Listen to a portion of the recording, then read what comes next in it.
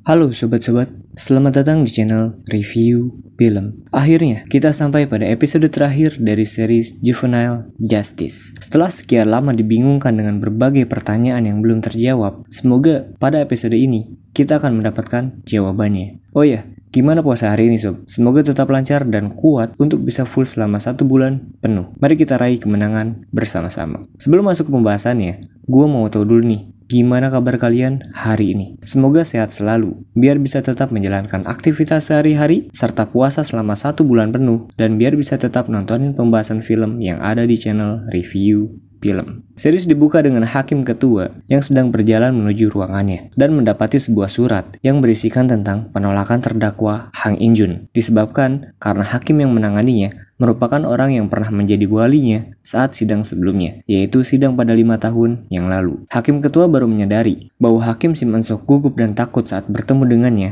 itu karena Hakim Sim Eun-sok sudah mengenali Hang In-jun sebelumnya. Dan inilah Juvenile Justice. Usumi memberitahu Hakim Cha Tae-ju mengenai surat penolakan tersebut. Lalu Shin berpindah pada Hakim Sim Eun-sok yang saat ini menghadap Hakim Ketua. Hakim Ketua bertanya, atas dasar apa Hakim Sim Eun-sok meminta kasus Hang In-jun untuk diserahkan kembali pada dirinya. Padahal, sekarang Hakim Ketua sudah mengetahui bahwa Hakim Sim Eun-sok mengenalnya saat pertama kali bertemu. Hakim Sim Eun-sok menjawab, ia harus menyelesaikan semua ini agar tidak terjadi kejahatan atau kasus-kasus yang lain di kemudian hari. Dan ia pun mengatakan bahwa ini sudah salah dari awal, yaitu dari saat Hakim Ketua melakukan vonis pada Hang In-jun 5 tahun yang lalu. Lalu Shin memperlihatkan kita kilas balik dari sidang yang dilakukan oleh Hakim Ketua pada Hang In-jun. Dari dulu, sikap dan sifat dari Hakim Ketua memang menyebalkan, dengan tidak peduli pada siapapun dan bersikeras dengan pendapatnya. Hakim Ketua yang tidak terima dikatakan salah dalam memberikan vonis oleh Hakim Sim Eun-sok menjelaskan kepada Hakim Sim Eun-sok bahwa umurnya baru 11 tahun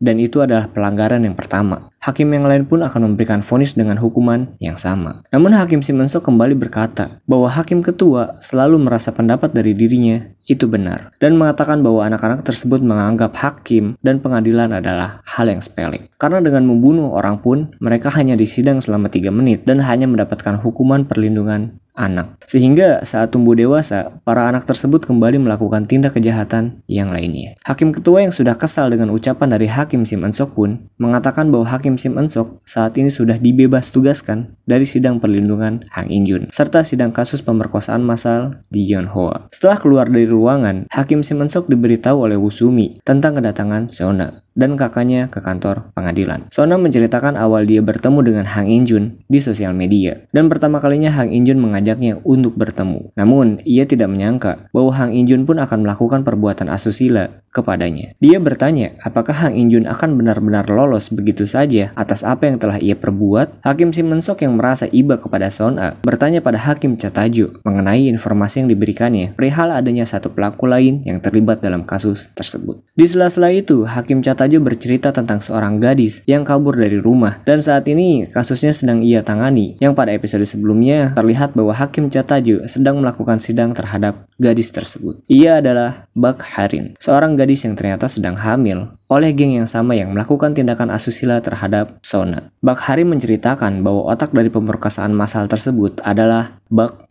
Do-hyun. Ia telah melakukan penipuan prostitusi kepada para sugar daddy sampai puluhan juta won, namun tidak memberikan sepeser pun pada gadis-gadis yang membantu mereka dalam menjalankan aksinya. Itulah alasan Harin kabur dari geng tersebut sampai akhirnya ia pun dipaksa melakukan tindakan asusila tersebut hingga hamil. Hakim Sim Eun-sok yang tidak ingin masa depan dari para anak-anak atau gadis-gadis terganggu oleh geng tersebut berusaha mencari tahu lebih lanjut dengan mendatangi motel-motel yang pernah dikunjungi oleh Bak Do-hyun dan rekan-rekannya. Lalu Hakim Sim Eun-sok bertanya pada anak-anak gadis yang pernah terlibat dalam hal tersebut untuk menggali informasi lebih lanjut. Dan salah satu dari anak tersebut mengatakan bahwa ia tidak mengenal Bak Do-hyun, namun mengenali pacarnya. Pacarnya pun memberitahu lokasi dari Bak Do-hyun dan mengatakan bahwa ia tidak hanya mendapatkan uang melalui prostitusi, melainkan dari membuat video pemerkosaan wanita dan menjualnya di internet. Hakim Sim Eun-sok menelusuri lokasi yang diberikan oleh pacarnya, Do Hyun, dan menemui sebuah komputer yang diduga berisikan video-video dari pemerkosaan yang dilakukan oleh geng tersebut. Saat hendak menyalakan komputer, ia dikagetkan oleh Do Hyun yang berada di belakangnya sembari berkata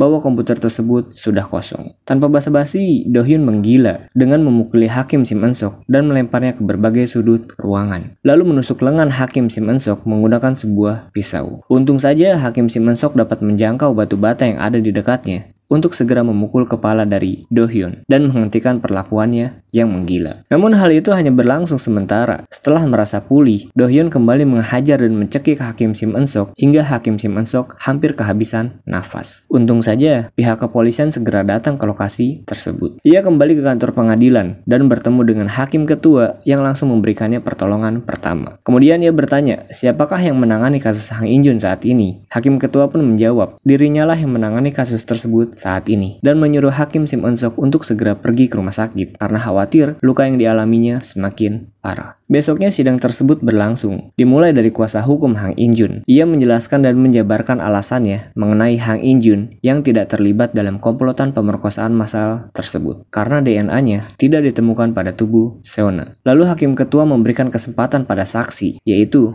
Bak Do Hyun, untuk menyampaikan sesuatu yang ia ketahui. Hakim menanyakan apakah benar bahwa Hang In-jun mengalami penganiayaan yang dilakukan oleh kedua teman yang lainnya. Do Hyun pun mengatakan benar, dan kuasa hukum memberikan bukti berupa luka lebam pada tubuh Hang In-jun. Namun, saat kuasa hukum sedang menjelaskan, hakim ketua memotong penjelasan tersebut bahwa bukan bukti seperti itu yang ia inginkan, melainkan bukti chat atau rekaman suara dari kasus tersebut. Lalu Sebo menyalakan rekaman suara dari Hakim Cha Tae-jo dan kedua rekan lainnya yang sudah ditahan lebih dulu oleh Lembaga Pembinaan Khusus Anak. Karena didesak oleh Hakim Cha Tae-jo, mereka berdua pun mengakui bahwa kasus tersebut melibatkan 4 orang, yaitu 2 dari mereka, Hang In-jun dan Do Hyun. Mereka pun bersaksi bahwa mereka adalah komplotan yang melakukan prostitusi, pemerkosaan, dan menjual hasil rekaman tersebut di media internet. Salah satu dari rekannya mengatakan bahwa Do Hyun menyuruh mereka melakukan itu, karena jika tidak, mereka akan ditusuk menggunakan pisau olehnya. Saat kuasa hukum tetap mengelak bahwa Do Hyun terlibat dalam komplotan, hakim ketua memperlihatkan bukti yang didapatkan dari ponsel rahasia milik Do Hyun yang dibawa oleh Hang In-jun ke tempat kejadian perkara. Akhirnya Hang In-jun mengakui bahwa Do Hyun lah dalang dari semua ini dan mengambil semua uang yang didapatkan. Sehingga kedua rekan lainnya akhirnya mengkhianatinya dengan bersaksi pada Hakim Cha Tae-jo. Do Hyun yang kesal langsung memukuli Hang In-jun di lokasi sidang tersebut. Ternyata Seon-a memantau sidang tersebut yang dihubungkan dengan kamera agar dapat dilihat dalam ruangan yang lain. Hakim ketua memberikan kesempatan Seon-a untuk menyampaikan suatu kalimat,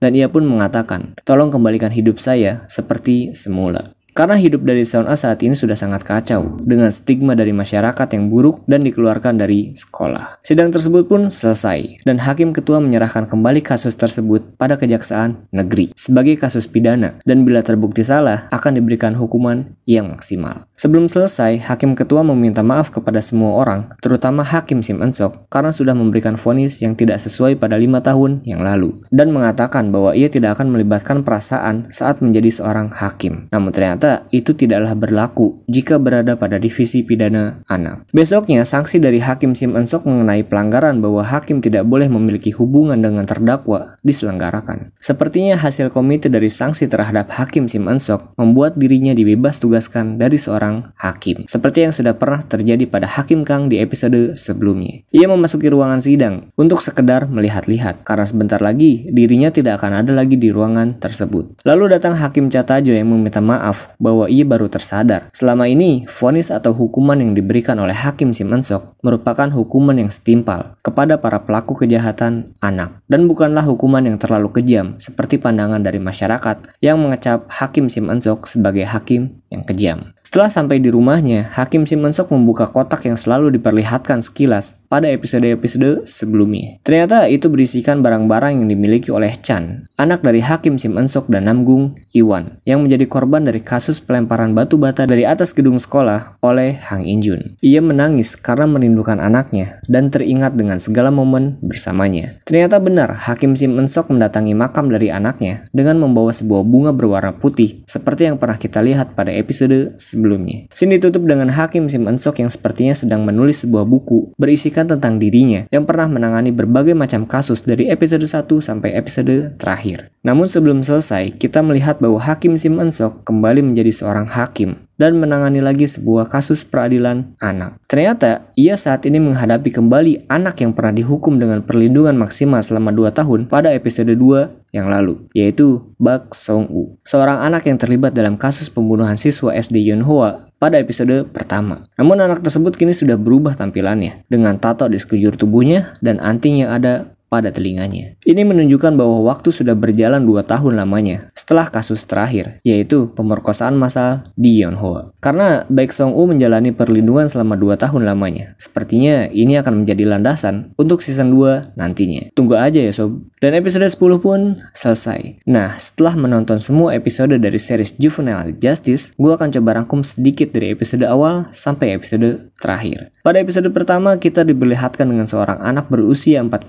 tahun bernama Bak Song-woo yang terlibat dalam sebuah kasus pembunuhan, tapi ternyata dalang dari pembunuhan tersebut dapat terungkap pada episode kedua, yaitu Han Ye-eun. Sementara pada episode ketiga, kita diperkenalkan dengan So Yuri yang mengalami penganiayaan dari ayah kandungnya sendiri. Namun kasus tersebut dengan mudah diselesaikan oleh Hakim Sim Eun-sok. Dilanjutkan dengan episode 4, para hakim mendatangi sebuah rumah panti yang diduga melakukan penggelapan dana serta penganiayaan di dalamnya. Padahal hal tersebut hanyalah hoax dan tidak benar adanya. Anak-anak yang berada pada panti asuh tersebut berhasil kabur, dan mereka semua pun terlibat ke dalam sebuah kasus prostitusi anak pada episode kelima. Di episode ke-6, anak dari Hakim Kang terlibat ke dalam kasus kebocoran kunci jawaban di SMA Munwang, yang menyebabkan Hakim Kang harus mendapatkan sanksi dan mengundurkan dirinya dari pihak pengadilan. Namun kasus terus berlanjut. Do-sok, seorang anak yang telah selesai menjalani masa perlindungannya selama 2 tahun, kembali terlibat ke dalam kasus baru, yaitu pemalsuan identitas. Yang kita lihat ia sedang mengendarai mobil dengan ugal-ugalan pada episode ke-7. Tapi kasus berhasil diselesaikan dengan menemukan dalang dari pemalsuan identitas tersebut. Yang cerita lengkapnya bisa kalian simak di pembahasan episode ke-8. Pada episode ke-9, ini adalah kasus klimaks yang sempat ramai di Twitter dan diperbincangkan oleh banyak orang, yaitu kasus pelemparan batu bata dari atas gedung sekolah, yang kasusnya diselesaikan pada episode 10 atau episode terakhir dari season 1 ini. Sepertinya akan ada season kedua dari series ini, karena jika dilihat dari ending, kita melihat Bak Song-woo yang sudah berubah total secara penampilan dan terlibat kembali ke dalam sebuah kasus. So itu dia pembahasan kita tentang series Juvenile Justice season 1 episode 10 kali ini. Diklik dulu dong tombol subscribe-nya agar kalian tahu kapan gue akan upload video-video selanjutnya. Terima kasih untuk kalian semua yang sudah menonton videonya sampai akhir.